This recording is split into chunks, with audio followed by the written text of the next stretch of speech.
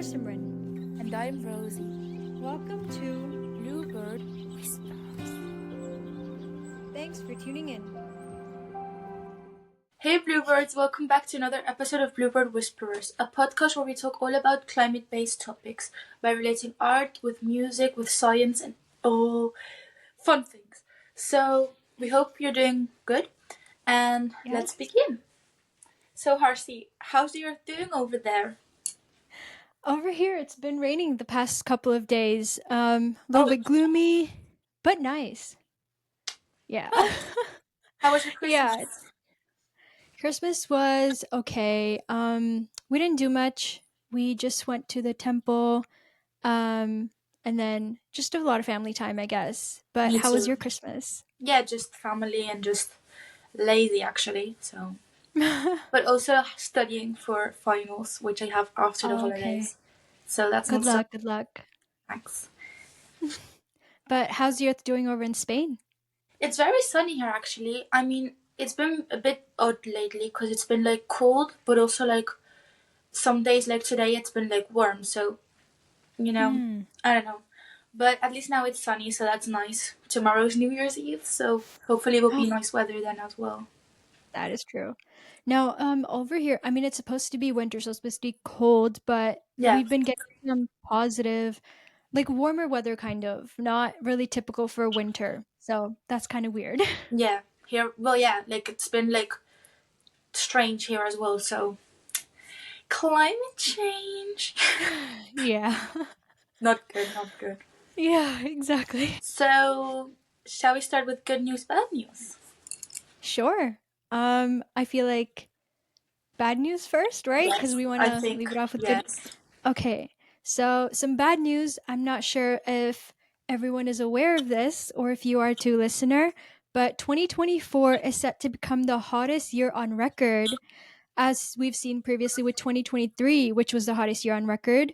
Every year and month that comes on after this will be named the hottest year/month on record, unless we change. But not only that, 2024 was the first year we went above 1.5 degrees Celsius for a period of time. Some countries would feel that more than we Yeah, might have. yeah, I know there have been stronger natural disasters around the world too. There's been a lot happening this year, and it's yeah. only going to get worse if we don't change anything. So that's scary. It is very scary. Also, to think that every year will be hotter, like, I mean, Exactly. here in the summer it's already unbearable. Like, that's why me and Mm-hmm. my parents usually leave. But that's in the city. I mean, I feel like that's maybe in all cities. Like, maybe you have that too in the summer. But Sometimes, yeah. imagine even hotter than that. Like, what? Exactly. Yeah, No it's thanks. going to get even hotter. And that's why we need to change. And that's why we're Exactly. here. Mm-hmm. Let's get on with But the good news, shall we? good news, yes. Yeah. Okay, so in Montana, the Supreme Court upheld a historic ruling in favor of youth climate activists, which was because the activists claimed that the state government violated their right to a healthy environment, and like as was granted in the state constitution. So that's quite good, isn't it? I mean, That it's is not really. good that they were violating the constitution and Mhm. that they were not like being faithful to it. I don't know how to say it. But Yeah. it's good that these activists had the power to change this. So what do you think about Exactly. that? I think that's really good. I mean, we're seeing around the world, it's the youth that are actually taking action. Yeah, All these global leaders aren't really doing anything. So that no. the fact that youth have that power, where is it? Did you say? In Montana. In Montana. That's really good. That is really good. I I'm know. just hoping other countries around the world pick up on that as well and realize I know. that it's the Yeah. youth that are really Yeah. at the core of this action. Yes. I thought that was great. We needed a bit of good news. That's some really So, positive news, yeah. yeah. So what is today's episode about, Harcy? What are we going to be talking about? So, I mean, as we head off into the new year, and as we've just come off Black Friday, Christmas shopping, we thought the best topic to end off this year would, or actually, no, start off the new year would be Yeah. fast fashion and consumerism. That's very Um, interesting. and for those that do not know what fast fashion is, according to earth.org, fast fashion is cheaply produced and priced garments that copy the latest catwalk styles and get pumped quickly through stores in order to maximize on current trends. And Yeah. We all know it, I don't mean, we? We've all seen it. Like, exactly. it's very hard in this day and age to not know about this, I think, because, like, Mhm. social media, internet, all the stores around us popping up. Like, loads of places around here where I live have been replaced, like old Mhm. stores. You see a few of them now, not many, Mhm. that are like owned by people, like old people that are like, they tailor their own clothes, whatever. Now you see all these fast fashion chains, so I Mm. guess it's the same And there, that isn't like it? yeah, like almost every I don't know if old ones have been taken down for these new fast fashion stores. I'm not really sure about that, but in every mall there's so many fast fashion brands in there. It's just and Yeah, then they all have these big signs saying, "Oh, 50% off, 70% off, buy in bulk, yeah, whatever." yeah, It's it's very overstimulating as well when you enter the shop and it's hard to overlook. You're like, "Oh, like there's these sales, why not?" yeah. It's easy to give in. I know. And also with the whole trend thing, like every Mhm. day there's like new trends. So obviously people are gonna buy, but we're gonna get into that later. So Mhm. um then a next term is consumerism, because we're talking about fast fashion and consumerism, which is a self-explanatory term really. And it's when individuals choose to hop on these fast fashion trends, what we talked about just now, or just mindlessly purchase whatever they want. So Mhm. it's basically just buying too much, isn't it? Like buying things you don't actually need. Yes. Yes. Yeah. And I mean, right on this topic, one thing that comes to mind right away is Stanley cups. Yeah. They, Yes. I mean, yes, they're reusable cups, but when you're buying these reusable cups just because it's a trend, it's kind of redundant because Yeah. we know what like bottled water isn't good for the environment and for you, but at the same time, if you're buying reusable bottle after reusable bottle, that's also not doing any better towards the No. environment. You're just giving in to the harm that's being caused around the world. Yeah. Yeah. And also, buying one already is like, okay, I can understand that. But then you see all these people that buy Yeah. like a million. Well, not a million, but Hmm. they buy like 10. And it's like, why do you need 10 Stanley cups? Exactly. And Exactly. in the end, they only do it to be fashionable. Because I'm sure they maybe Exactly. had other bottles in their house that they could have reused. But No, that's true. I see all these YouTubers that yeah. are buying these new bottles after bottle, like all the ones that are trendy. Like first there was Stanley cups, and there's I think a Walu or something. I'm not even sure what's next, but they're just buying these bottles just because they're bigger and they look better. Yeah. But usually it's the United States where all of this starts, isn't Yes, it? Because yes, here, like yes, it here, I've is. not seen many people with Stanley cups or like on YouTube or TikTok or social media. But in America, all the videos I usually see coming by are United States. You're right. You're right. It's all over there. Yeah. Yeah. Well, yeah. And it's happened with many other things too. I can't really, at the top of my head, I can't really think of anything. But like, Mm-hmm. I'm sure there's been many other things that have like, yeah, been trendy. That's. Mm-hmm. Um, but I guess we can get into it Yes, let's with get into the it. research. Let's, So, the first article that I would like to bring out is mm-hmm. titled An Analysis of the Fast Fashion Industry. So, the author of this article, they first started questioning the fast fashion industry when they saw that all their garments had tags that said made in China. Oh, Now, I never, personally, I never saw it that way. I never thought about fast fashion when I started looking at these tags that said made in China, made yeah, in Bangladesh, and whatnot. yeah. I didn't question it that way. But like for you, like how did you start questioning the fast fashion industry? I mean, I started questioning it really when, like, first of all, the quality of the clothes Mm-hmm. I used to get. Sometimes maybe I still get, but we'll talk about that later. Um, Mm-hmm. the quality of the clothes, like, I got a pair of jeans when I was like 12, and after a week they were already like broken, and I was like, what is this? I A know. week. And it's Okay. like, also I started like seeing like my friends. It was also always, let's go shopping. And I remember one Mm. time we went to Primark, and Mm-hmm. Primark is so cheap. Like, Zara and H&M is cheap as well, but Primark, I mean here, I'm sure everywhere, but here is so cheap. Like Uh-huh. t-shirts €1, whatever, 1-2 euros, and I'm like, Oh my gosh. why is this so cheap? Like this can't be good. And that's I think when I started like realizing like cheap doesn't mean good. I mean quality is not good quality, and also why is Mm-hmm. it so cheap? You know. And why is there's so many clothes and all these people going through these piles of clothes and all these sales? What you talked about, like how do you say that? When they have like these, I have the name in Spanish, but I can't think of it in Mm. English. But No, like you can say it in Spanish if you when want. it's like cheaper, when they say, oh now Mm-hmm. it's 20% cheaper, 30% Oh, so just reduce price. discounts, discounts, Oh, discounts. Yes, yes. discounts. So it was like all these discounts, and I was like, first of all, there's so many clothes here. No one's gonna buy all of these clothes, and where are all those clothes going? Second of all, why is it so cheap, and why is the quality not good?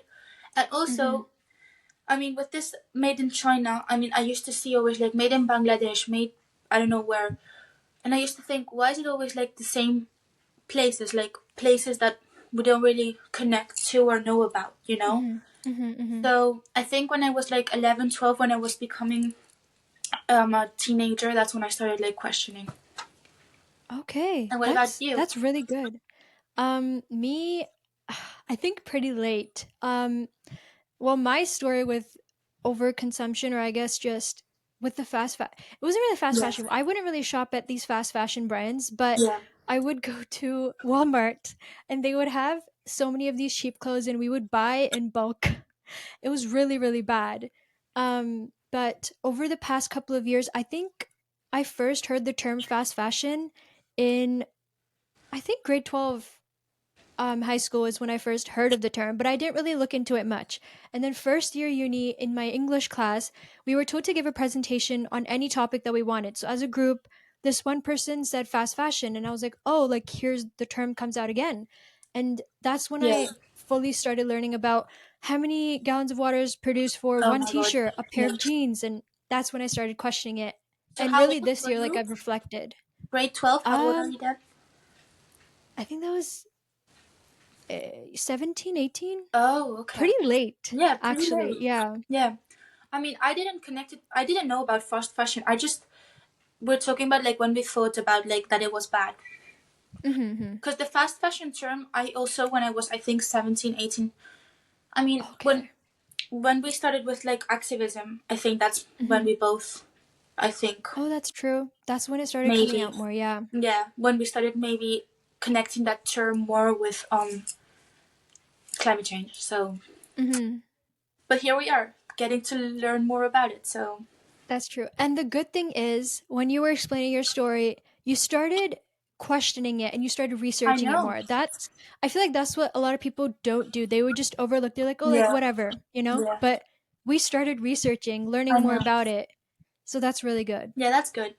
There's also this thing like with fast fashion, I think that loads of people can buy impulsively and you can Mhm. buy something and you don't need it. That's like what we talk about Yes. overconsumption. But like, I don't know how many times I may have bought something just because I saw it on a mannequin or whatever, and it's cheap, of Mhm. course. But then when I get home, maybe I only wore it like 2 times or something. So Mhm. it's like, where did I even get it? You know? I don't know. Yeah. I mean, sometimes I get things I love, but you know, we'll talk No, about that other makes sense. sustainable ways of buying later. So Mhm. But just going more in depth with this article, yeah, it first opens up with a discussion on cotton production and how fast fashion kind of came to be. It says in the late 1800s, the new apparel industry order consisted of small craft shops, manufacturers, and contractors quickly and flexibly producing garments for mass retailers.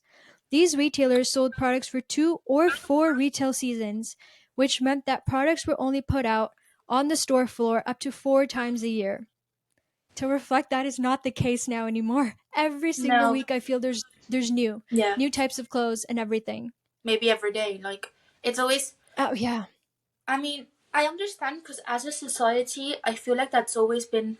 There's always been maybe trends in clothing and stuff, but it's just excessive now. How quickly shop, like display, like how do you call it? Like the window in shops can change. Window shop, yeah. Yeah, Yes, I think that's what it is, yeah. it's crazy. Like how quickly it all happens. Like that's also the thing. You can buy something 1 week it's trendy, next week people hate it, and then maybe you'll Yeah. hate it, but not because you hate it, but because other people hate it. You know. Yes, And then you don't yes. wear it because you're worried what other people will think, which is also bad because you shouldn't worry, but still you Mhm, do because that's just how mhm. humans are built, I feel. I agree, yeah. But I mean, well, now we can see that the fast fashion industry has one of the largest, if not the largest chains of production and consumption. Fast fashion was able to emerge because of apparel companies moving product overseas, which allowed for the cost of apparel to dramatically fall. Um, and we'll put like a picture up on the screen if you're watching a video format of us.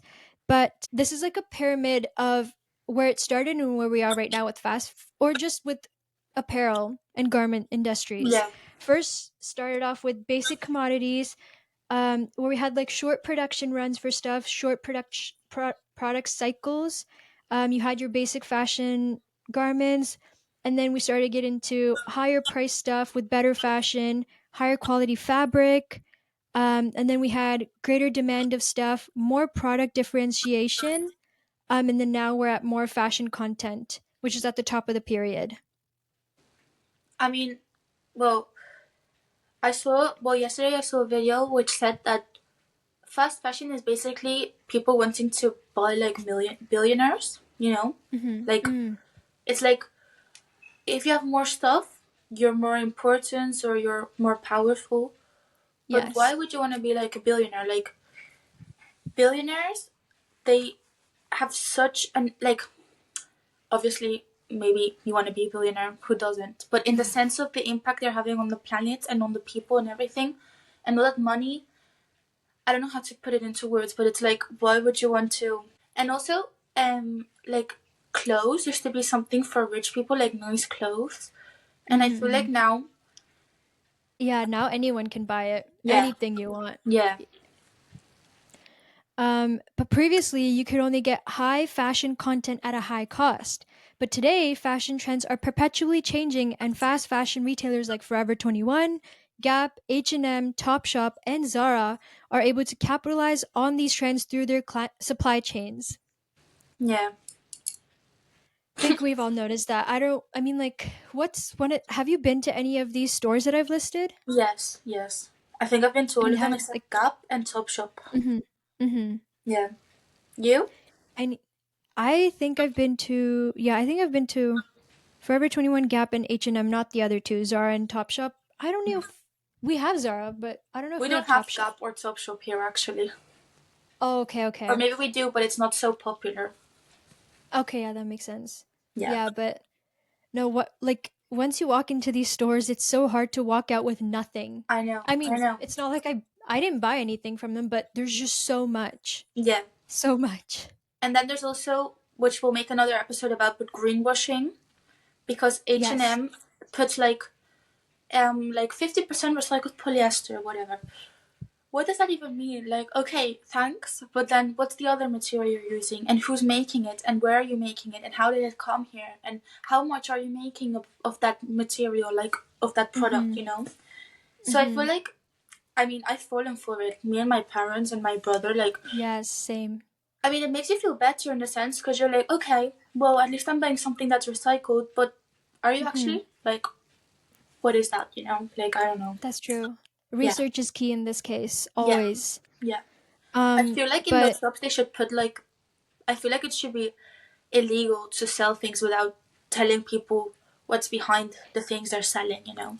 that's true. That's true. Like they've started doing that with this is so off topic, but cigarettes. Like they started putting, oh, it could cause lung Yeah, cancer. yeah. And if you Stuff would have like known that. that in the 60s, it was like they didn't even know how, or in the 60s, 50s, they didn't even know how, like how do you say that? Well, that it wasn't healthy basically to smoke Yeah. a Yeah. cigarette. And now it's like illegal to sell cigarettes without it saying anything about the impacts on your health. So, I mean, times do change. And if you would have Mhm. told someone of the 60s that those cigarettes that they were smoking were unhealthy and could cause cancer, whatever, they would have been like, "What are you talking about? Like Yeah. everyone's doing it, you know?" And Mhm. Mhm. basically, what's that word again? What's that word again? I've forgotten Sorry, is about it it. cognitive dissonance or no? Yes, yes, yes, yes. That okay. Yes. Cognitive dissonance. That's cognitive. Well, if you don't know about it, it can also just be not knowing about it. But if you know about it, it's Yeah. cognitive dissonance. Yes, that's true. That's true. Yes. Um, but with these fast fashion brands, like for example, Zara, they can design and produce and deliver a new garment in 2 weeks. Forever 21 in 6 weeks, and H&M in 8 weeks. But this article was, I think, a few years ago. But now that could have changed for sure. But I don't even know how um, it works. and then many fast fashion brands openly say that their products will last for about 10 washes, after which the product will start to deteriorate due to poor quality materials and manufacturing. I don't know if I've actually seen that. Maybe because I don't shop around there, but I don't think I've seen that Yeah, displayed or anywhere. people just sell their stuff or throw it away before it's even gotten to 10 washes because they have so much That's stuff true. that they don't even wear it 10 times. That's But true. yeah, I've not seen it. Well, I told you about the pants and stuff, but I've not Hmm. actually seen something deteriorate. But like, I have seen things. Maybe you buy it, it has a really nice texture, you wash it one time, and it's like, it's not the same thing anymore. Mm. So, Oh, yeah. that's true. Yeah. Um, and then, well, a term that I would like to bring up is hedonism, which is the ability to experience pleasure in life and is self oriented and associated with the acquisition of experiences or products that involve fun, fantasy, and pleasure. So, a study conducted with 351 individual, of which 210 out of 351 said that they actually felt pleasure and fun when shopping around for clothes and stuff. Yeah, I mean, I understand. I have that too, actually.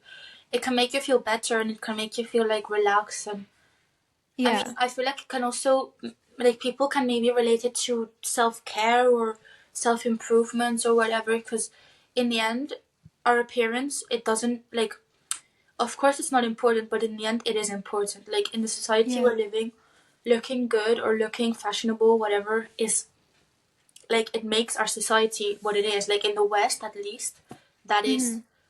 I mean, basically everything has got to do with looks, hasn't it? Like, Yes. food, be healthy, clothes, look fashionable, makeup, look pretty, um, all of that. And in the end, I understand why people say that, because I mean, I think I would say that too. Hmm. That's But true. I mean, it doesn't Um. necessarily have to do with fast fashion. You can also buy at other places. Hmm. And then a term that I recently started hearing is retail therapy, which is again, it's kind of going along the same lines as hedonism, Yeah. but it's fully the idea that people feel better if they're feeling sad or distressed. They feel better after they've gone out and shopped. So retail therapy is becoming a thing as well now. I mean, it's just so ironic because I mean, it can make you feel better, but then in the same time, it has so many bad impacts. Yeah, Yeah. like in the moment we don't realize No, what we're that doing is or the it. Yeah. impacts we're having. Then after, when we actually sit down and question what we've just done, the money you might have Yeah. wasted, then you're like, oh, like what did I just do? Yeah. You know? Exactly. Yeah. Yeah. Yeah. Um, Another figure that we will put up on the screen, it shows the processes that like initial fabrics, like for example, cotton, wool, silk, or oil and natural gas would go through to end up in retail stores. So for cotton, wool, and silk, they're first spun into yarn, and then they're weaved, knitted, and finished into fabrics. And then these are sent to either North America or Asia, where they're kind of going through their production. And then they're sent to the retail outlets, either overseas or, yeah, well, mostly overseas. Because these are coming all from the South. South are the ones that are producing all our clothes, and then they're shipped Yeah. over abroad Yeah. to the North. Um, and then they're shipped, and then they end up in mass merchandise chains, discount chains. department stores, and whatnot. And then we also have oil and natural gas, which is actually not petrol, polyester. Yeah. Polyester is actually made from oils, which I actually didn't know that. No, me neither. Yeah, I knew it was. that I knew it was was bad, but yeah. I mean, but I actually knew that it was plastic. Well, sort of. So I guess Hmm. plastic comes from oil. Yeah. So I knew it in the back of my mind. Okay, but these oils and natural gases um, go through kind of the same process, but they have some added processes, such as chemicals get added to them. They are synthetic fibers, and then they go through the fabrication and end up abroad in other supply Yeah. chains. But that's just like the process of how clothes are made. The reality. Briefly, brief process. Yeah, the reality of how they're made. Yeah. Um, we can compare like the two big brands that people might be well, not they're not the only big brands, but H&M and Zara.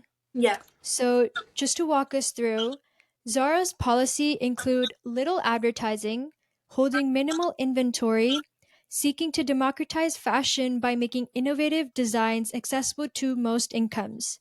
So by 1985, Zara had 41 stores and 7 manufacturing subsidiaries. Most producers view fast fashion as consumer durables, but Zara views them as non durables with expiration periods of 4 weeks. I think we initially said 10 washes. That could be, What? I think, 10 weeks, but 4 weeks.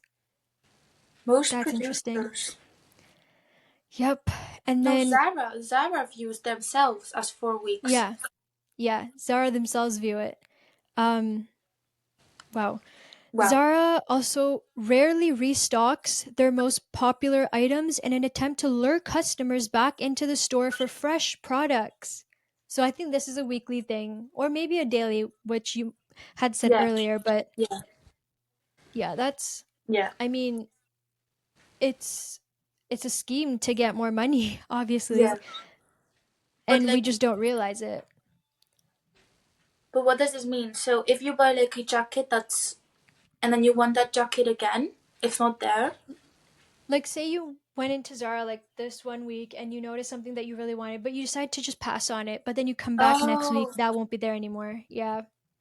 so that makes you want next time you have to buy it if you see something you like. Yes, exactly. Oh, okay, okay.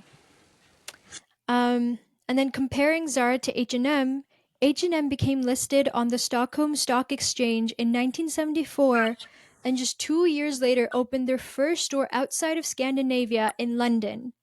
The company values price more than lead time. So, lead time is the time it takes for a product to go through the whole chain, including being purchased. Um, H&M itself says that they do not own any factories, but they buy products from independent suppliers, 75% of whom are in Asia. That is interesting. Yeah, I did not know that was the case. that is interesting. H&M uses subcontracting system to keep prices low, and so production can easily be switched to another manufacturer if price or quality becomes an issue. Um, and if you've ever been into an H&M store, I think some people might have noticed that their area is organized by trend, department, and color scheme. I think I might have that's kind of putting it together Yeah, from the times that I've been there. yeah. When I go there, it's always like they have mannequins, and like for example, one mannequin is like, I don't know, any style you would like to have in mind. And then you walk a bit Hmm. further on, and then there's another mannequin with another style. So it's like in that Uh, section, it's like the aesthetic of that mannequin, yes, that's true. That's true. I've noticed that. Yeah. which is Um. strange.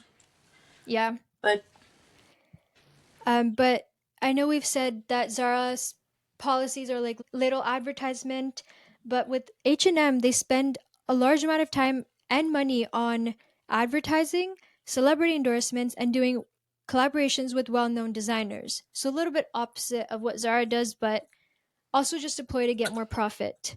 So all this may sound like it's not a big deal, but there's a dark side to the fashion industry, and there's negative impacts on our environment. yeah, So yes. With the second article, which is called The Global Environmental Injustice of Fashion. So, I can't speak. Okay.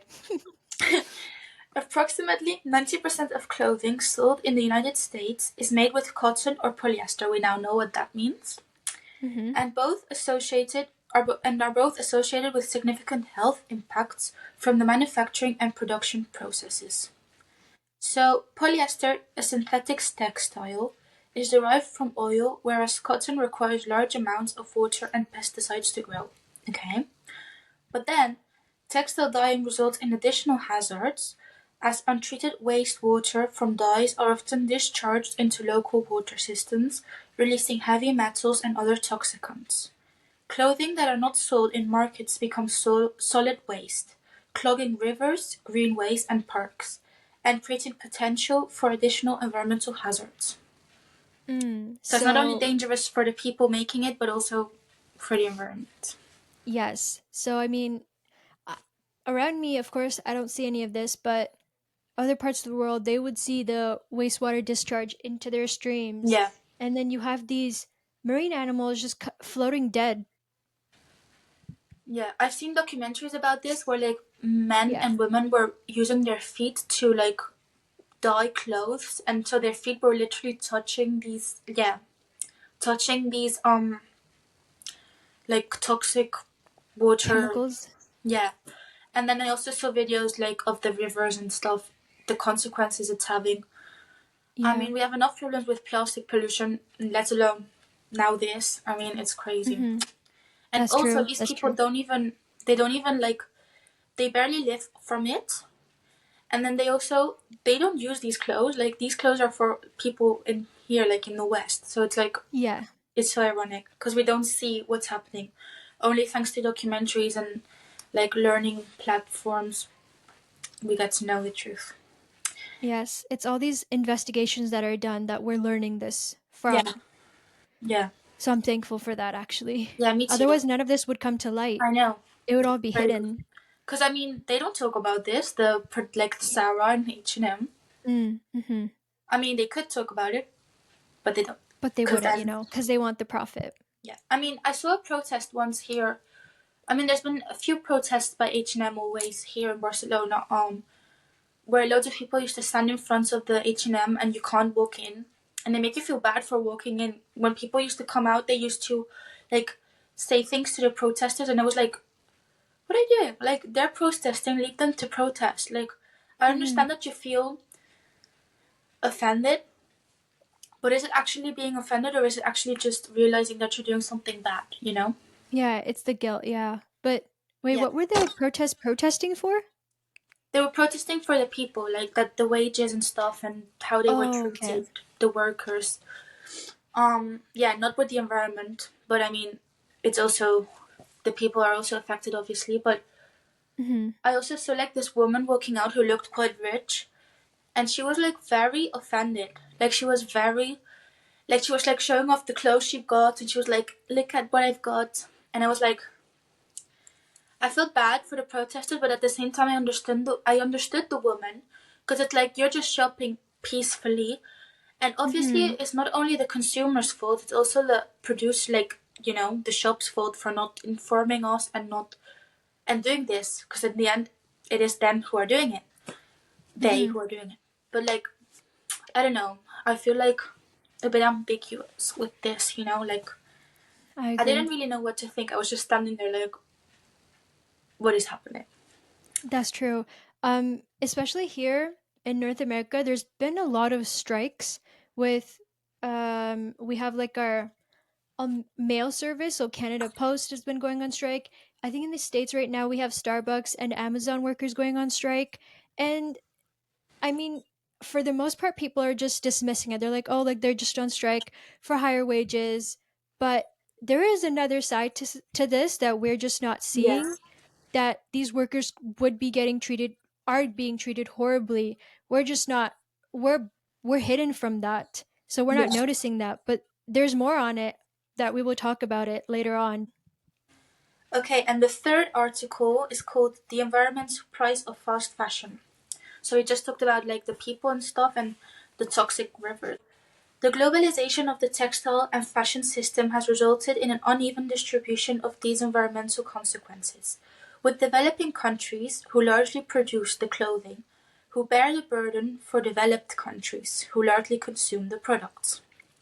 So the water use, so with the water use numbers, the fashion industry uses large amounts of water, totaling to 79 billion cubic meters in 2015, and averaging an estimated 200 tons of water usage during the production of 1 ton of textile. What? And that's Yeah. Oh my 2015. god. So imagine now, that's like a decade ago. Much worse. Yeah. Especially now that, all these products are coming out, new products weekly, there's going to be the numbers are higher. Oh my god. When you Okay. put it into this term, 200 tons of water for 1 ton of textile, Yeah, like what? that's insanely a big difference. I mean, we're talking about like reducing our water usage as people, but then Mhm. the clothes. Okay, So much. so currently the textile production uses an estimated 44 trillion liters of water annually for irrigation. In the production of a t-shirt and a pair of jeans, cotton cultivation causes 88% and 92% of the total water footprint, respectively. And in Cambodia, the fashion industry, which is responsible for 88% of all industrial manufacturing as of 2008, has caused an estimated 60% of water pollution and 34% of chemical pollution. I'm gonna cry Yikes. right now. Like, this is not good. And Yeah. that's as of 2008. Like, that's very long ago. Yeah. Oh gosh. And I then, kind of.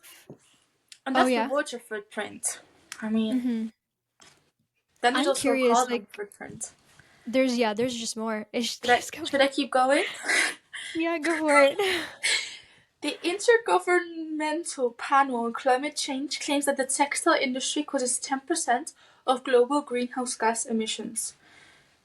Qantas estimated that the fashion industry emitted approximately 4.0 gigatons of CO2 equivalent in 2016, or 8.1% of global CO2 equivalent emissions.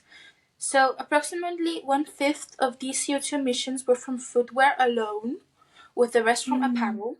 However, none of these estimates include the use phase, such as transport from retail environments and laundering. Of course, we need to count that as well. Oh And gosh. then a study of Swedish textiles consumption found that the use phase could contribute 14% of the total climate impact of clothing consumption. Okay, I'll keep going. This keeps getting worse. Yeah. In China, textile manufacturing depends on coal-based energy and, as a result, has 40% larger carbon footprint than textiles made in Turkey or Europe. In the garment life cycle, energy use and CO2 emission is highest during initial fiber extraction, especially for synthetic fibers, such as Mhm. acrylics, as they originate from fossil fuels. And polyester with Great, oils. great. Yeah, that's true. And Mhm. that was carbon footprint. Now we have a third issue, the chemical use, which we talked about in the other article. Oh So the gosh. textile industry uses over 15,000 different chemicals during the manufacturing process. 15,000. Let's take that Let's in. just Take let's a just take moment. it all in a minute. Like, Yeah. what was one Oh of my this? god. Like, everyone should know this, really, because like, what? Like, what? Yeah. We weren't aware, were we? Nope. Nope, I This wasn't is a aware. huge eye opener. I knew it Oh was my bad, but gosh. not this bad. Same, same. What? Shall I keep going? Yes. Just Okay. dig a hole and then we'll come out at the end. Okay. So I already forgot half of what I just said, but let's keep going. I know it's bad, so that's the important thing. Six Mhm. percent of global pesticide production is, if applied to cotton crops, including 16% of insecticide use, 4% of herbicides, growth regulators, desiccants, and defoliants, and 1% of fungicides. So this has got to do with the chemical use. And then Mhm. uses of these chemicals can cause nausea, diarrhea, cancers, and respiratory diseases. and acute pesticide poisoning responsible for nearly 1,000 deaths a day and afflicts neurological and reproductive problems such as infertility, miscarriage, and birth defects. Well, that's just great, isn't it? Gosh. Oh my And that's god. and that's all with the workers that are actually doing the work. Yeah, so it's like ironic because they're the ones who are feeling the most impact from it. The people who are Yeah, actually making this to make a produce living. yeah, exactly. So, in one Swedish study, 2,450 chemicals related to textile manufacturing were investigated for their hazardous properties, and 10% of these chemicals were identified to be of high potential concern for human health, including fragrances and direct and acid type azo dyes, as well as reproductive toxins such as brominated flame retardants, highly fluoridated water, stain repellents, and phthalates. I don't even know what that is, Phthalates. but Yeah. It's just chemicals. Lots and lots of chemicals. for example, chemical used to waterproof textiles, which are mostly chemically stable fluoropolymers, are found even in remote Arctic locations and in bodies of polar bears and seals. No, demonstrating the global impact of chemical use during textile manufacturing. That is the saddest thing This is ever, like the especially saddest. exactly. Oh my god, what are we doing? What are we doing? What are we doing? I know, and I'm really hoping that now that whoever's listening to us, that it's making an impact, and that they would also use their voices and talk about because that is so sad. Nothing like this is produced in the Arctic, but somehow these chemicals have ended up in the Arctic in not global polar bear stomachs. They have nothing to do with this. This is so what? Oh my god. We are really messing up, aren't we? We are, and it just keeps getting worse. I mean, it's so easy to just be like neglecting it all here and being like, nothing is happening. But Yeah. no, like no. No, that's true. That's true. But then there's another side to all of this because just now we were thinking about Zara and H&M and all these shops that we see. But then there's another side to it, Harcy, isn't there? There is. We have What is? online shopping. So we have Yes, Amazon, Temu, Shein is Shein. a Yeah, physical store, but online shopping is included in this. don't worry. Okay. So moving on to another article, Hmm. the ethical and sustainability concerns of Temu and Shein. So these two companies have become common for their low prices and a wide selection of trendy items. However, there are various allegations against these two companies, first being that they steal designs from small businesses and That's. independent artists. I didn't know this. I saw TikToks about this, like that these girls, like for example, there was this woman that created this short, which was like a gym short, but it was combined with a skirt, so you could like go Mm. to the gym with a skirt short. And literally, she posted it on TikTok, and the day after or so, Shein had made it. Oh my gosh. And then you need to start this whole law case and all this. Yeah, I mean, this is the only thing Okay. I've seen about it, but this is so bad. Not only are you environmental impact, people abuse, exploitation, Yeah. you're also just stealing designs. Like what?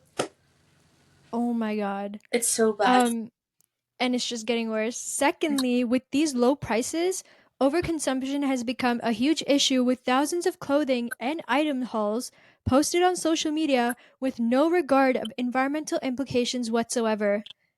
I mean, I feel like we can both speak to this.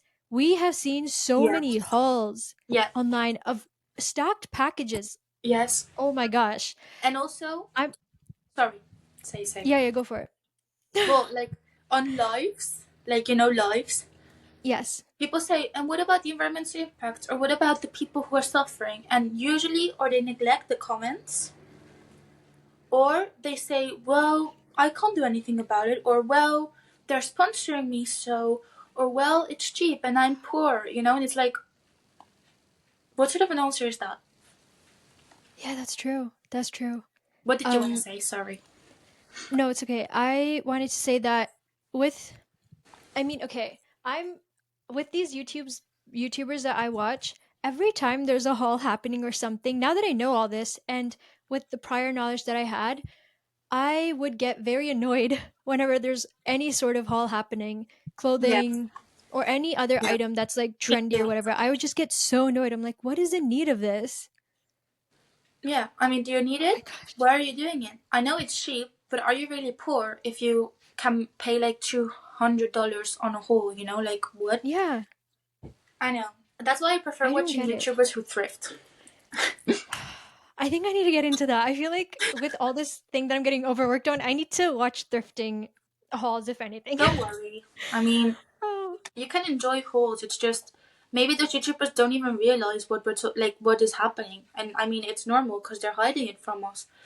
that But is true. still, it's bad, and yeah, I mean I people mean, may not know about the environmental impact, but they know about the human impact, like the suffering. that's true.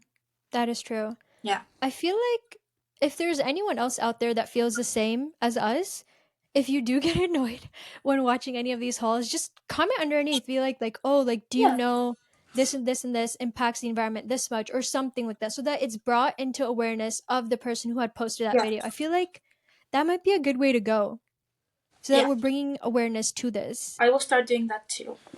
Me too. Now that I just thought about it.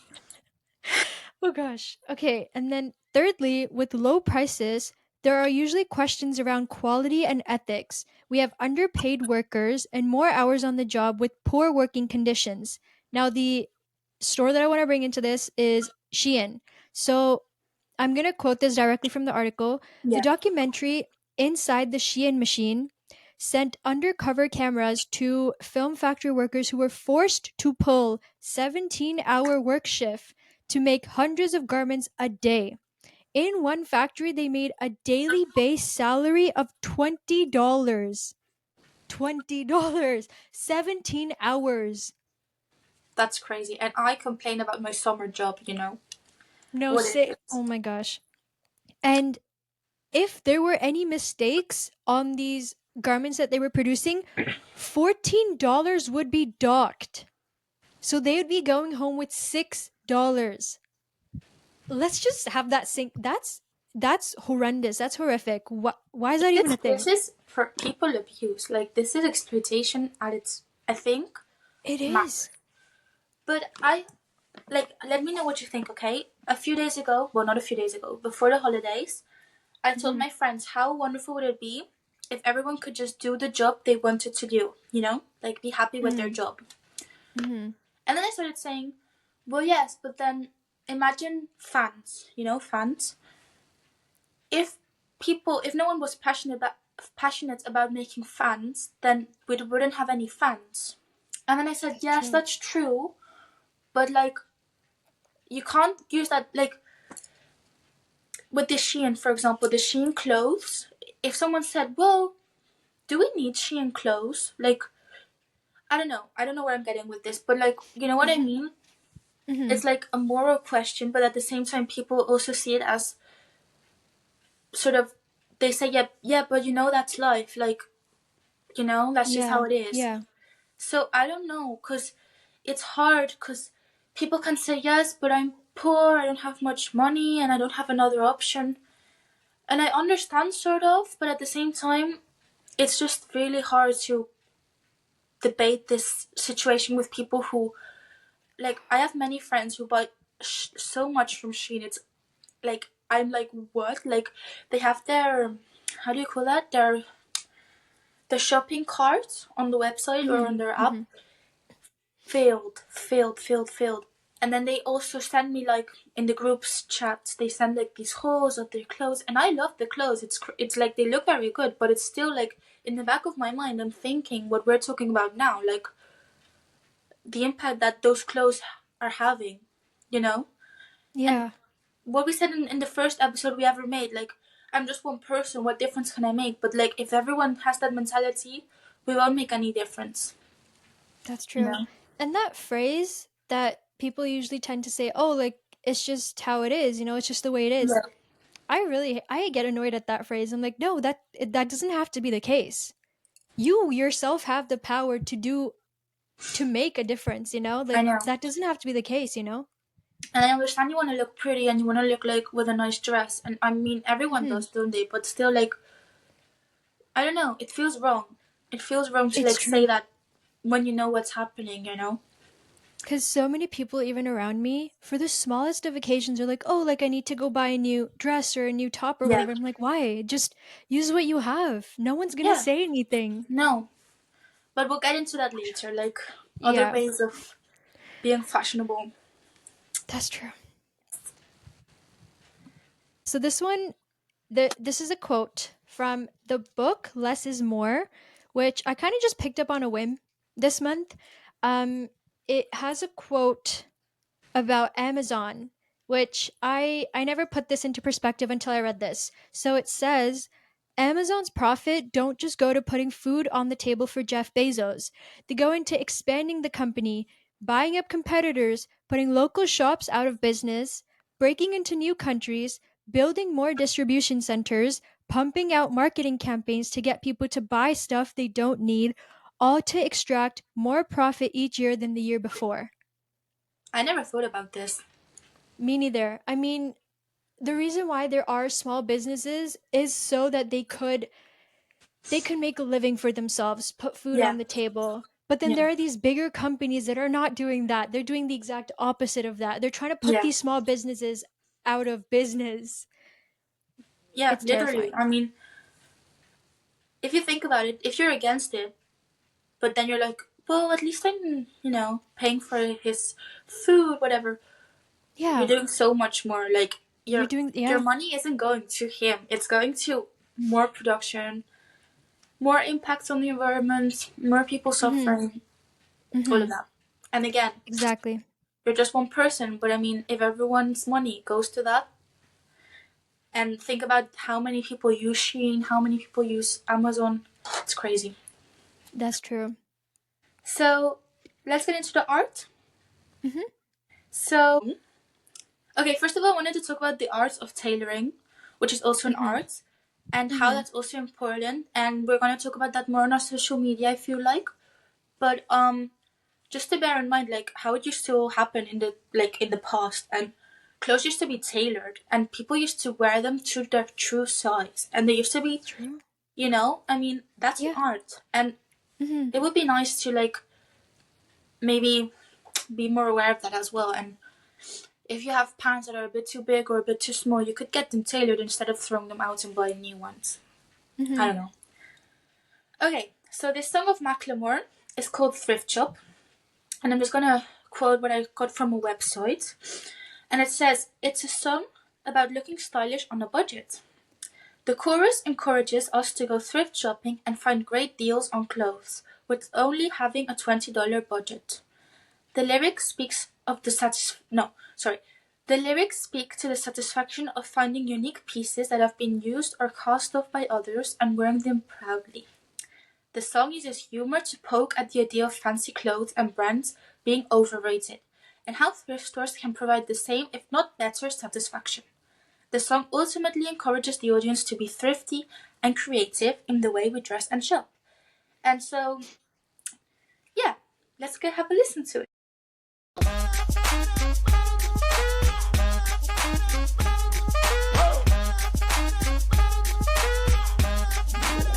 I'm gonna pop some tags. Only got $20 in my pocket. I'm hunting, looking for a come up. This is awesome. Now, walk into the club like, what up? I got a big. I'm just pumped. I bought some from a thrift shop. Ice on the fringe is so damn frosty. The people like, Damn, that's a cold ass honky. rolling in hella deep, headed to the mezzanine. Dressed in all pink, set my gator shoes. Those are green, draped in a leopard mink. Girl standing next to me. Probably should have washed this. Smells like R. Kelly sheets. But it was 99 cents. Copping it, washing it. About to go and get some compliments. Passing up on those moccasins. Someone else has been walking in. But me and grungy fucking man. I am stunting and flossing and saving my money. And I'm hella happy that's a bargain. I'ma take your grandpa style. I'ma take your grandpa style. No, for real. Ask your grandpa. Can I have his hand-me-down? Velour jumpsuit and some house slippers. Dookie brown leather jacket that I found. Dig it. They had a broken keyboard. I bought a broken keyboard. I bought a ski blanket. Then I bought a kneeboard. Hello, my ace man, my mellow. John Wayne ain't got nothing on my fringe game, hell no. I could take some pro wings, make them cool, sell those. The sneakerheads will be like, ah, he got the Velcro. I'm gonna pop some tags. Only got $20 in my pocket. I'm hunting, looking for a come up. This is being awesome. I'm gonna pop some tags. Only got $20 in my pocket. I'm hunting, looking for a come up. This is being awesome. What she know about rocking the wolf on your noggin? What she knowin' about wearing a fur fox skin? I'm digging, I'm searching right through that luggage. One man's trash, that's another man's come up. Thank your granddad for donating that plaid button up shirt. Cause right now I'm up in her skirt. I'm at the Goodwill, you can find me in the I'm not stuck on searching in the section. Your grandma, your auntie, your mama, your mammy. I'll take those flannel zebra jammies secondhand and rock that. Whoa. The built-in onesie with the socks on them. Whoa. I hit the party and they stop in that. Whoa. They be like, oh, that Gucci, that's hella tight. I'm like, yo, that's $50 for a t-shirt. Limited edition, let's do some simple edition. $50 for a t-shirt, that's just some ignorant. I call that getting swindled and pimped. I call that getting tricked by business. That shirt's hella dope. And having the same one as 6 other people in this club is a hella don't. Peep gang, come take a look through my telescope. Tryna get girls from a brand, man, you hella won't. Man, you hella won't. Goodwill. Poppin' tags. Yeah. I'm gonna pop some tags. Only got $20 in my pocket. I'm hunting, looking for a come up. This is being awesome. I'll wear your granddad's clothes. I look incredible. I'm in this big air coat from that thrift shop down the road. I'll wear your granddad's clothes. Damn right. I look incredible. Hey, come on, man. I'm in this big air coat from that thrift shop down the road. I'm gonna pop some tags. Only got $20 in my pocket. I'm hunting, looking for a come up. This is being awesome. Is that your grandma's coat? So, Harsey, what did you think about that song? So, I mean, honestly, at first, I had no recollection of the song, but when I started listening to the tune, I was like, oh, like, this is a song that was played in school dances and whatnot, but I don't think I knew the lyrics or anything. It was just, like, the beats and the tunes. I mean, that But usually now- happens with all songs, like, you Yeah, don't realize. That's true. That's true. I guess there's a deeper message to it than we thought. Like, Yeah. it's not just... It's not just, like, an upbeat song that you could dance to. There's more to it if you really listen to the lyrics. I think it's so cool that this song is so popular and it's about something so, like, I mean, you know, it's a really cool song. It's a really cool guy. Mm-hmm. And also the message is so powerful. Like, That's true. And this song, when was it released? Do we know? it was released in 2012. 2012. So back then, this message was out about Yeah. thrift shopping. Yeah. Wow. That's my gosh. quite cool. That is. That's like 12 years ago, if I'm not wrong. I mean, Did I was do the 7. math right? I was 7, you were 8? Probably. I can't do the math right. Well, it It doesn't was matter. 12 years But ago, we were right? young. We weren't even thinking about that. And it was already released then, you know? That's true. That is true. That's crazy. No, it's 8 years ago. Okay, now the math. No, it's not. How many years ago was this? 2024. Yeah, 8 years It ago. is 12. It's 24 and 12. It's 12. No. Wait. No, it is 12. It is 12. Because No. half of 24 is 12. 13 years ago. 13 years ago. Since you're watching this in the New Year's, and we filmed this pre-New Year, it's 13 years ago, not 12 years ago. So don't come It's at okay. us. We got there. We're good at math. Yeah. Okay, well, I Wow. think it's very Wicked. cool and it's a very catchy song. And I knew the song before I Yes. even knew the message. And I feel like loads okay, of yeah, people have same. heard of it. Mm-hmm. Yeah. So this really making this podcast with you is really making me also be more aware of songs, like thinking about messages in songs. It's actually very Me cool. too. Because I mean, It usually is. I didn't do that. So, Marcy? very recently, the documentary By Now, The Shopping Conspiracy came out. And I'm going to say that's a coincidence, not a coincidence. It's perfect timing, honestly. And then we decided to do this Per- topic. It's perfect timing. Perfect Um, timing. at the start of the film, they mentioned the film Wally, which we'll dive into a little bit later. But this film was just very engaging in itself because you followed like a personal assistant named Sasha who was guiding you through the five Yeah, rules, profit rules that companies use in order to gain or maximize their profits. yeah, So the first one is to sell more. The former president of Adidas, he stated to gain more profit or more like awareness, they did things with musicians and artists, endorsements, and they were just creating objects that people would desire. yeah, I think that's what we're realizing right now too. A clothing manufacturer has stated that they had two seasons every year. I know at the start we said that in the late 1800s it was four. yeah, They had two. I don't know what shop this was. I should have paid attention to that, but they had two seasons a year. Now they have new styles and seasons every month. And for yeah. some shops, that could be every week. But that's literally Interesting. marketing. I mean, That is, yeah, all of this marketing, I feel like, has also brought us to where we are now with Shein and all of that. Because, that's true. yeah, just being like new clothes every month. So, Hmm. And then a former user design experience for Amazon stated that the one-click buying that we see with all these other shops, it was patented and introduced by Jeff Bezos, which I didn't know. This is neither. patented. Yeah, Amazon itself has stated that, well, actually, this former user design experience stated that the whole purpose of the website, not the purpose, but the whole to make it easier for you, they would reduce time for you to think critically, to think about a purchase that you wanted to make, which is why I'm noticing this now. Actually, I'm putting it together. They have words like, oh, prime shipping, 1 day shipping, get it tonight, get it the next day, morning. yeah, All these words and all these things just to make you buy it right away. So on that you impulse. don't think about it. Yes. Yeah, yeah. It's like, And how do you call it? Like, it's like invisible, mhm, like an invisible way of like making you think that they're not actually doing anything. You're choosing to do it, but like like they're actually, indirectly, yeah, indirectly. They're doing so many things that to make you buy something without you even realizing. that's true.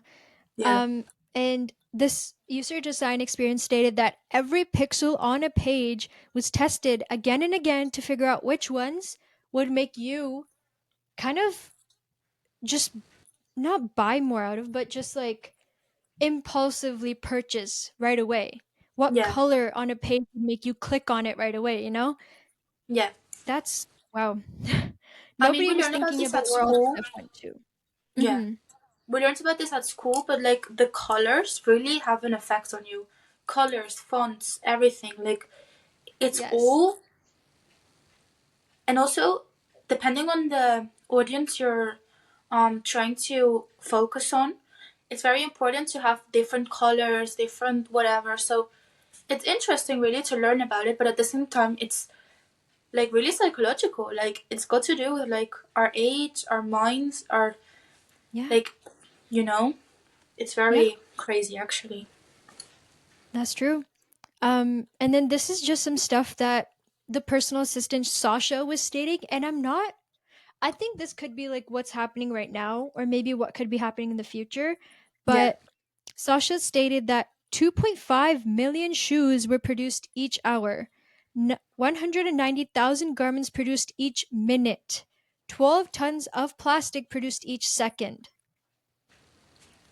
I mean, like in the film, you could really see this visually. Right now, me yeah, saying it, you're just like, oh, like they're just numbers. But when you see this visually, yeah. it's insane. I mean numbers I actually. Wow, Yeah, it's hard to see like to imagine it, but like it's met like really big amounts. Like what? that's true.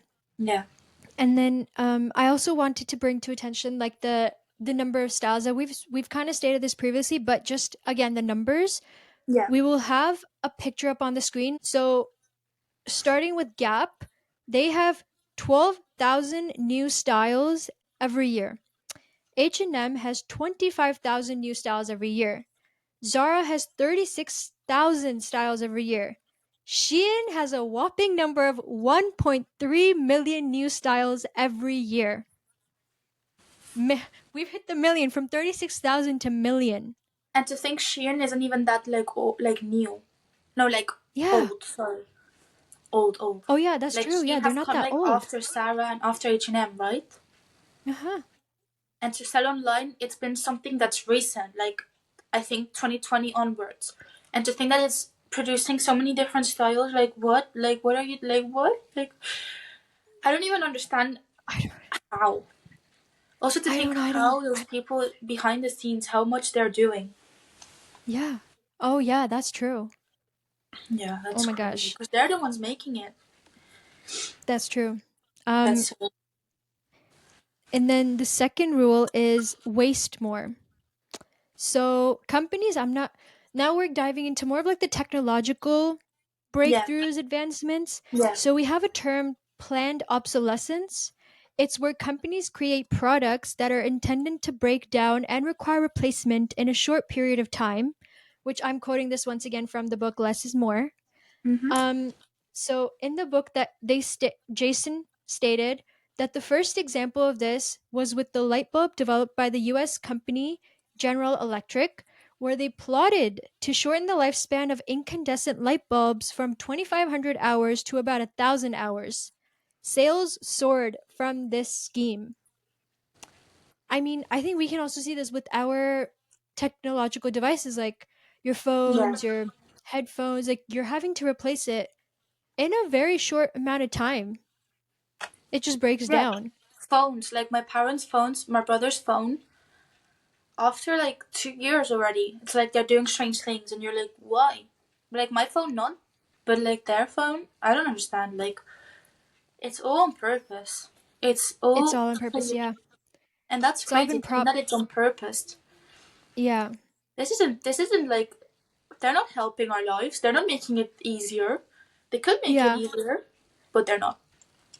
Yeah. To them profit means a lot more than, easiness for us. Yeah, But also in the novel, Jason states that every year 150 million discarded computers are shipped to countries like Nigeria, a developing country, where they end up in sprawling open air dumps that leak mercury, arsenic, and other toxic substances into the land. We don't think about this. We're just like, oh, like it broke down, so we're just gonna have to go and replace it. yeah. We talked We're about clothes, but overlooking. then yeah, we talked about toxic clothes, like the toxicity Yeah. of making clothes, but then there's also toxic everything else. So it's like Hmm. it's crazy. I And I can't mean, find I other don't even know. synonyms for crazy, but That's true. Like how? I mean, of course, like if a phone breaks down, you're gonna have to go and replace it. But like, I don't yeah, even know what someone could do to not have it break down. Like it's just hard, unless you want to I buy know. those like old timey phones where like Yeah, all you're doing is texting and just calling like that. I don't know flip what phones. were those flip phones. Yes. So, Flip phones. I feel like we should just move back to that I at mean, this point. I want to switch back to a flip phone. It will make life so much better, actually. Oh, you've had it? Well, I got one with a friend when I was like 14 because I was like scared of social media and all of that. And so, but we never Okay. used them. But like, I think this Oh, summer okay. maybe I'll do a challenge or something to use it. That would be fun I to feel like just it see might. what life Yeah, is like. that's true. And I feel Yeah, like I don't know. In my head, it seems like it won't break down as easily as these phones do nowadays. yeah. Seems a little bit more sustainable in my Well, head. those phones used to last, I think, a long time. You used to throw them from, That's you true. could throw them from the top of a building and they would, like the Nokias, they wouldn't break. That's This true. phone, iPhones or any phone, you let it like 1 centimeter from the floor and it can already have a crack, and you're like, what? I It's agree. all I on agree. purpose. And it's also so strange that when you buy a phone, you need to also add onto that price the like protective screen and the Yes. case. And if you want headphones, what? Like, why doesn't that just come with the phone? Why isn't the phone already like durable? It's so strange. It's I quite know. odd. I agree. That's Yeah. true. See, it's where this is where questioning gets us. We're really Yeah. thinking about stuff. That's Yeah. Yeah. really, really good It's though. good. Yeah. Um, the CEO of iFixit said that their company would get copyright notices from the bigger companies, like for example with Apple, because Apple makes it very hard for repair companies to repair their devices, especially like with each and every year new Apple devices come out, they make it harder and Yeah. harder for you to actually like open the back and repair it, which I don't think I realized that part, but I No, think me my neither. dad, he wanted to replace a battery in my laptop, not battery, the storage in my laptop so that I Hmm. would have more storage, but he couldn't even open it. So, Just more difficult to be able to repair it on your own in your own house. Like you need to go somewhere to do exactly. it, and it's like Yeah. use even more money on a phone which I already paid for. It's like what? Like yeah, it's crazy. I remember when I was my Mhm. first phone ever was a Samsung and it was a very old one. You used to be able to just open it and take out the battery and everything. Like I used to do that Mhm. sometimes and until the battery Mhm. exploded and it's like that's not good. But it lasted such a long time. It used to be my mother's and the battery you could just replace it, whatever. It used to be so easy to just take the SIM card out, whatever. And now Mhm. we have these like I saw this quote once that said that technology like actually is giving us more problems than solutions. Yeah. Yeah, I'm seeing that now. Sort of, you know? Like it's quite Yeah. crazy. Yeah, I agree. Um So there's this account on TikTok, and I think I've also seen them on Instagram. It's at Trash Walker. So this, I think it's just a single female that would go out and do this, but she would go out to like these bigger companies, like their trash bins, and notice that Yeah. they would throw out perfectly usable products. Um, and especially after every single holiday or like big sale or whatever, Yeah. they would notice like these products that are deliberately slashed and destroyed so that anyone coming by these bins cannot use them. Like, can't just pick it up and Why? take Like them. why? They would Like that purposely. I know. Oh that's my god. what? It's as if I humans don't even aren't know what to even say. like I feel like humans aren't we supposed to like help each other or like make I don't know, like what is this? I don't. I literally don't. Honestly, anything in the name of profit. I feel like that's their Yeah, motto. that's true. Yeah, that's Anything. true. Yeah. And then, okay, moving on to the next Mm-hmm. profit maximization rule, we have lie more. So this is where greenwashing comes in. There's a lot of lying labels out there, as we've mentioned earlier. For Yeah. example, with recycling, I think many of us might have heard this, but less than 10% of recyclable products actually get recycled. Less than 10%. So I don't That's mean like crazy. these, yeah, like these plastic signs that you might have seen at the back of like a carton container, whatever, Yeah. that's like, oh, plastic number 6 or store drop off. All of these items will end up being buried or burned. They will, they're not going to be reused. I just get really angry because we feel like we're in developed times. But when my grandpa Yeah. used to be little, they used to bring like milk bottles to his door. You used to have to bring those back. They used to use them again. The same with Coca-Cola bottles. They used to use them again. Mhm. And now Mhm. everything is plastic or tin, which is like thrown away. And who knows where it ends up? In our seas, That's true. in landfills. And it's like, why? Like, I mean, I understand it's harder, it takes more time to recycle, but in the end, it's more efficient, and I feel like it may be even cheaper. Because, I mean, Mhm. I just feel so annoyed that it's all about, like, what's the cheapest thing at the time. But if we think long term, what will be the cheap, like, you know? Like, Mhm. how can you Yeah. even make profits on a planet that will be burning? Like, what? Yes. Yes, that's the thing. That's the thing. The thing that you brought up with no profit on a dead planet, no Yeah, one's thinking long term. People are no. just thinking short term in the moment. Mm-hmm. Yeah. That's the mindset that needs to change, honestly. I know, it annoys me so much. Like, oh yeah, but, I mean, I'm not talking, I mean, it's hard to put into words, but I understand money is important, profit is important, power is important, feeling like you are doing, like making people's lives easier in the sense that you make things cheaper for them. But in the end, who are we benefiting? Like, we're not benefiting anyone. And you may Yeah. be temporarily happy, you may be temporarily like something is cheap, but in the end, those products won't last, as we've talked about. Those products aren't sustainable. They're impacting people, and it's impacting the planet. And it's like, what are we getting from all of this? We're not getting anything. Like, and all those powerful people, I'm very happy you're powerful. Well, I'm not, but like, I'm glad you're happy.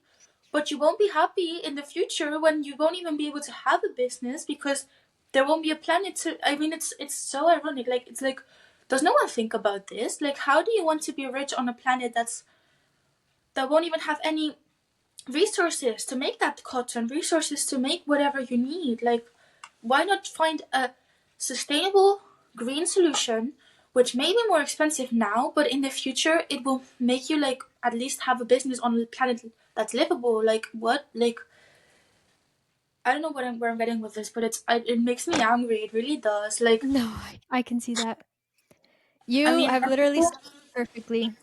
yeah, well, sort of. But and people that want to have kids, great, you want to have kids, but then you're buying holes from Shein. You're doing like, it's like, what is happening with this planet? It's like people are not realizing that what they're doing, their dreams won't be possible if they keep on ignoring the facts. It's like, yeah, it No, just that's there's rage within me. Like, it just comes up when I think about it. I feel you. You've said it perfectly. Honestly, let's just end the episode here. Okay. Kidding. No, no, but that was Bye, perfectly viewers. said. It's perfect. Thanks. You've literally said what every time I feel this, honestly. Like, you've just laid it out perfectly, honestly.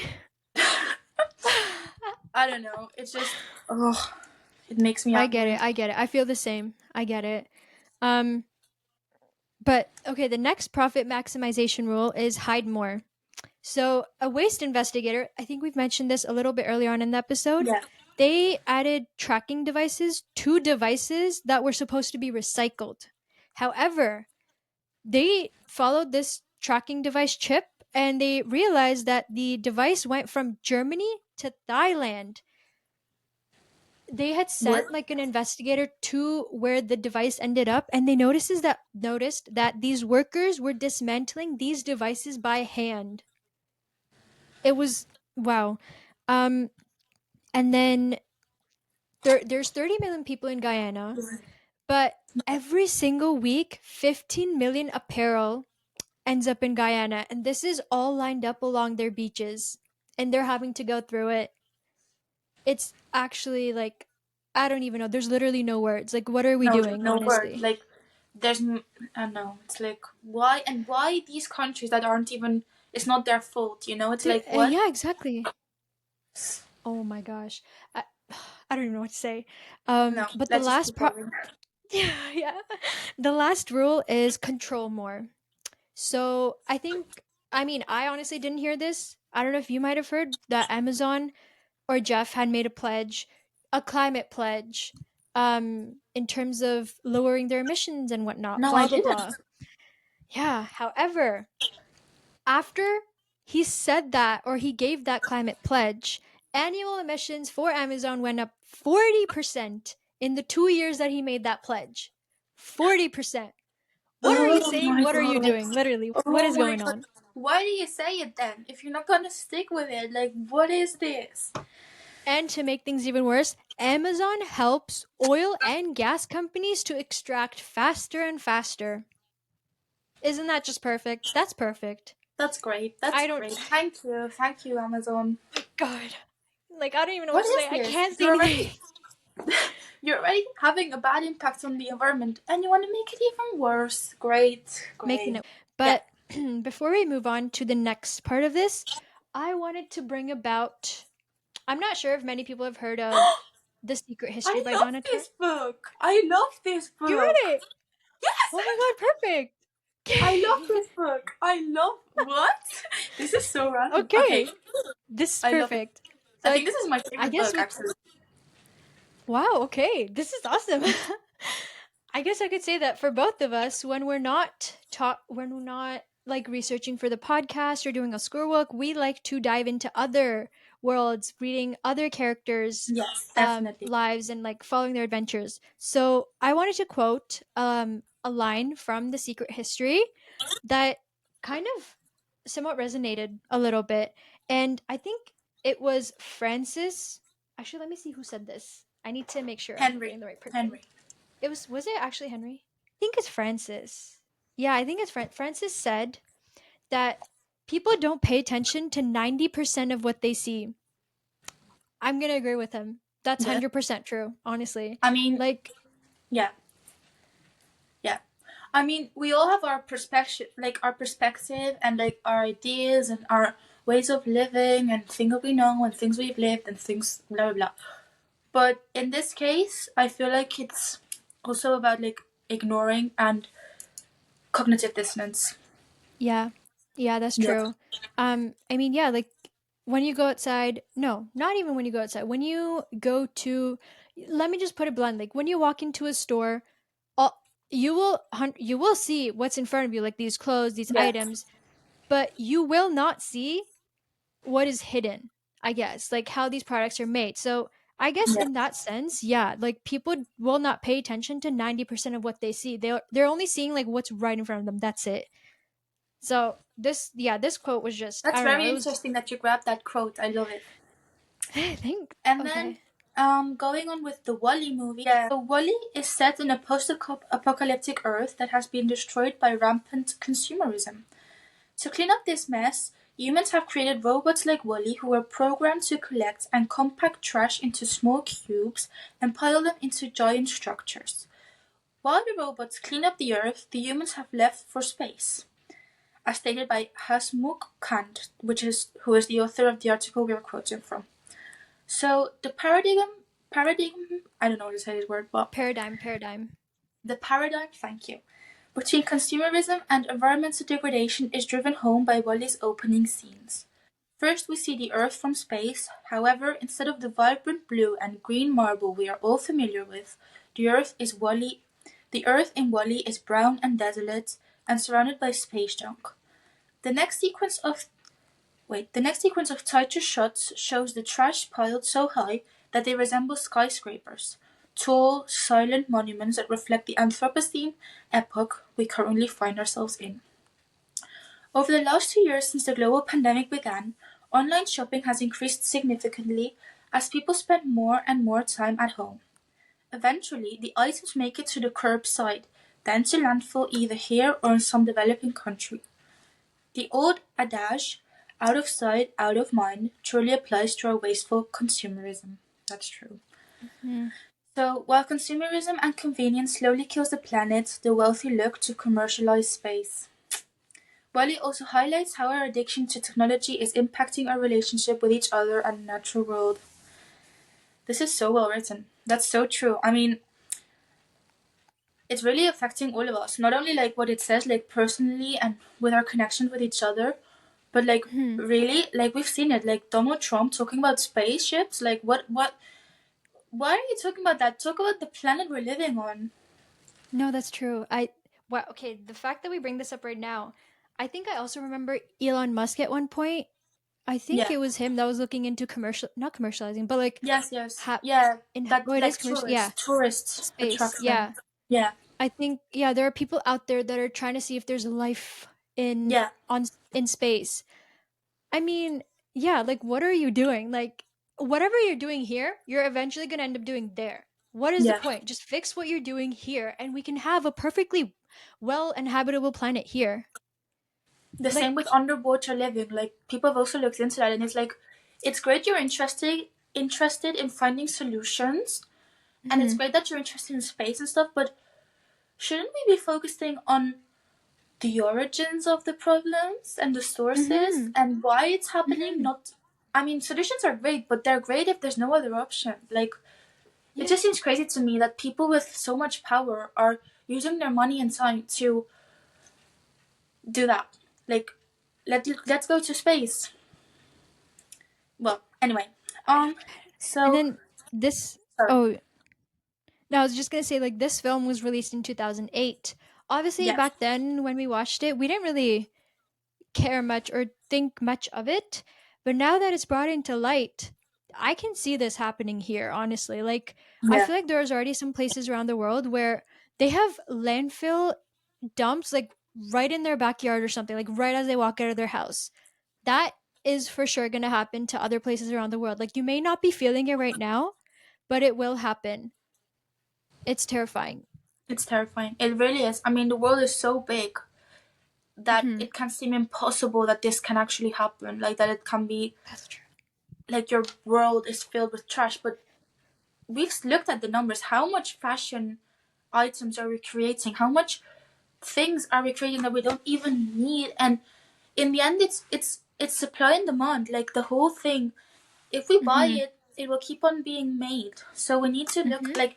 Of course, it's the producer's fault, but it's also our consumers' responsibility to not keep buying things we do not need. If we are against all of this, then why do we keep like I understand Yeah. because it's cheap and all of that, but we need to think. Yes. Question more. Think. Exactly. Yeah, let's talk about the inspiration of the month. Hmm. So Harsty, you want to start?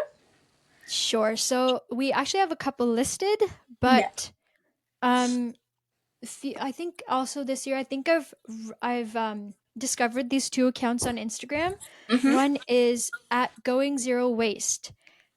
I I don't think I've ever really thought much about the whole zero waste lifestyle, but following this account, I think her name is Catherine Kellogg. Mm-hmm. Um, she basically, like, recently she went to, or she's been to a couple of Christmas parties and dinners, and she would show videos of her just reusing what she has in her wardrobe, or even creating her own by thrifting some fabrics. Like, that is very inspirational. Following that, seeing that makes me want to do that too. I That love type seeing of that. influencers, those type of influencers are the good like those influencers are Hmm. worth looking at. I feel like because I agree. as we've talked about, so many influencers are just host Shein, host this, and it's not their fault really. I mean, well, it is, but like I understand their point of view too. But I feel like being an influencer in this day and age should be about that, like sustainability and making ensuring our future, basically. So Hmm. yeah. And then another account that I've also discovered recently is at Sibster on Instagram. Mm-hmm. So they promote, once again, like a low waste, a low cost um lifestyle. So they would basically craft things from stuff that you might have around your house. And I just like that. It's like little DIY reels on their page. I love seeing that. I Just love those. again, it Yeah, motivates you want to do. Yeah. yeah. I mean, I used to be so creative when I was young, but we'll get into that later. And then Hmm. the next inspiration is Commons Earth, which is on Instagram, but also on Spotify, right? And like, Yes, they have yeah, podcast too. they're Yeah. a podcast, yeah. And they launched an app that you can use to check sustainability ranking of various companies. That's very interesting. It That's is. very good. Yeah, so I mean, I think we would encourage everyone to download, I think Yeah, it's Commons, the app Commons. And what yeah. you can do is actually link your credit card or card to the app, and that would track like what you're purchasing and tell you if you've purchased from a good brand, or like how you can, what's the word I'm looking, it's like how Like, you be can, conscious of the. yeah, just be more Yeah, cautious of what you're buying. Yeah. yeah. And you can also earn points. You can take part in these challenges that they have. I would encourage everyone to download that app, honestly. And if you're ever thinking of purchasing anything, search the brand on that app and it will tell you the sustainability score of that brand, which is amazing. It's a great tool. And maybe also for your browser, use Ecosia, which may not have a Mm, lot to do, but you can always see on there if the website you're looking at is like sustainable or like if they're having a good impact or a bad impact on the planet. that's true. And I think I heard that in Europe they recently made it like a an option on their devices that you can, like, by default have that browser pulled up or Wow, something. great. That's amazing. And then the word of the month Yes. is mindfulness. Yeah. Yes. So, I mean, what does It mindfulness speaks for mean? itself, really. But Yeah. okay, so mindfulness is the quality or state of being conscious or aware of something. And that's what we all need, isn't it? Yes. In other words, I mean, it could be purpose. Like, purchase with a purpose, or just do things with a purpose. Be Or just, mindful of what you're doing. yeah, think, like rethink. Yeah. Do I need this? Is this something I could get somewhere else? Do I have Hmm. something similar? Hmm. I mean, it may be like you may be lazy and you may be like, oh, I don't have energy to be thinking about this now. I just want to be happy and live my life. And we understand. Believe me, we understand. But think about the impact you're having and think about the future. And like, is it that hard to make something out of something you already have? Or, I don't know. Just, we hope you just learn from what we've talked about and you're just more mindful about your actions. Yes. So the next segment, action of the day. So Yes. we're going to start off with some of our New Year's resolutions, which Happy New Year to those that are listening. Happy New Year! So to start off, some of my New Year's resolutions that pertain to this topic that we've been discussing, fast fashion and consumerism, is Mm-hmm. to be more mindful. Again, our word of the month, mindful of my purchases, to research the companies that I'm purchasing from, beware of greenwashing because that is very apparent, and to only buy if it is something that I need, not want, like following along, I don't want to buy products that I can thrift, so especially like clothes, and if Yeah. I can DIY stuff. I feel like we overlook DIYing. Like, first of all, it's such a nice little activity that you're doing in your spare time, and you feel good if you've Yeah. made something. And just put your music on, just be like Yeah, chilling, just, yeah. yeah, be It's a creative. nice little That's great. calming activity. Yeah. That's also true. And Like, the stress will hopefully go down. mhm, So, that's true. And then just on a side note, in the film Buy Now, the former user design experience for Amazon stated that, like, if you ever wanted to purchase anything from any brand online, put it in your cart.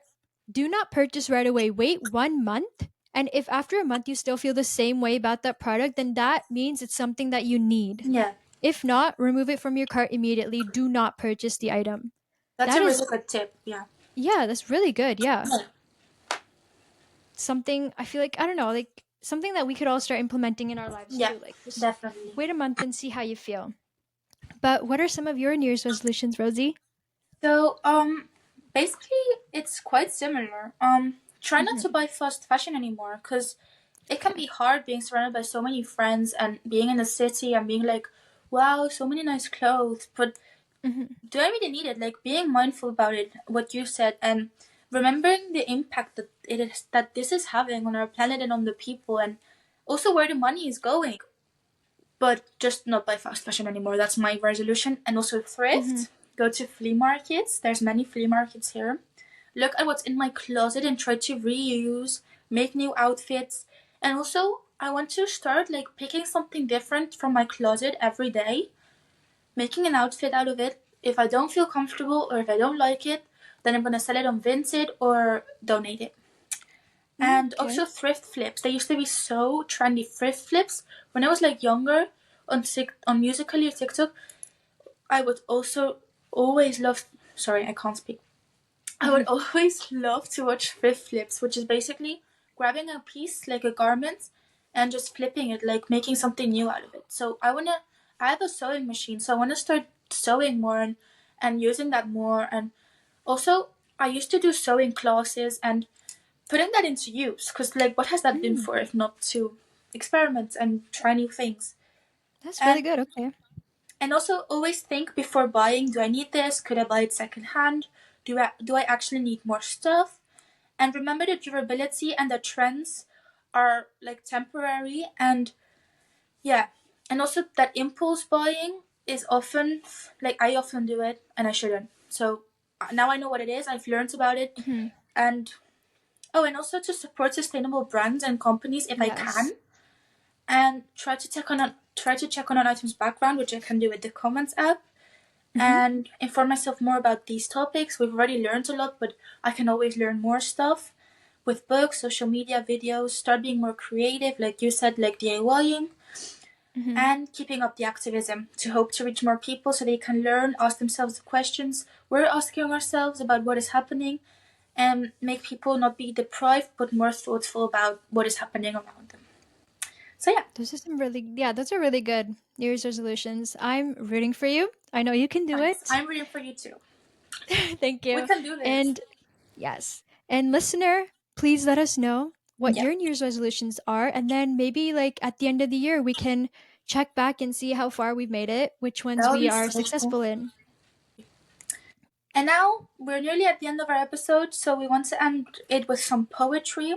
So I found this poem on a website. It's written by Roving Jay, who is this woman who travels, who's like nomadic. She travels around the world and writes about different things. She has her own vlog. She makes her own art. So I'm gonna read it out loud. Okay. 2 pans, 2 cups, 2 bowls, 2 plates. God forbid if one of them breaks. The shelves are bare and drawers are empty. We've cleared a space where once there was plenty. All that clutter that anchored us down was donated to others so we can leave town. How many shoes does one girl need? What's truly sufficient and what's just pure greed? When's enough just enough to keep you afloat? When's more than enough, just a reason to gloat? Why do we hoard and leave clutter untouched, when all that we need just isn't that much? We've turned the corner to flee with essentials, and the long path ahead is paved with potential. I love that I poem. love it. I love that. Just the sound of it. Oh my gosh. It's a very good poem. And so to end off, if you have any questions, send it to us. Yes. And yeah, our email is open to anyone who wants to send us their opinion, send us how we can improve. Thanks for listening, and follow us on Instagram, TikTok, YouTube, and all our other platforms, which are linked in our link tree, which we would be very grateful for. And yeah. And also like everything that we've been talking about today will also be linked down below on our YouTube video if you're listening to us on YouTube. But yeah, like we encourage you to learn more about it on your own, to not feel